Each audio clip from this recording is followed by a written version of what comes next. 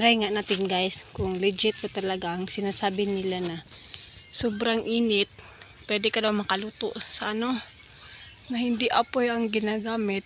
Ayan guys, tingnan natin kung ano ba talaga. Sige, my goodness.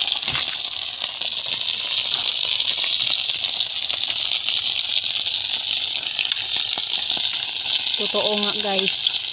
Okay. Oh my goodness. Sa sobrang init guys. Ayan. Nakapagluto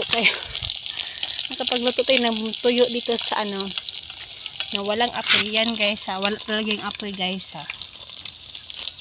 Ito ang apoy guys oh. Sobrang init. Ayan.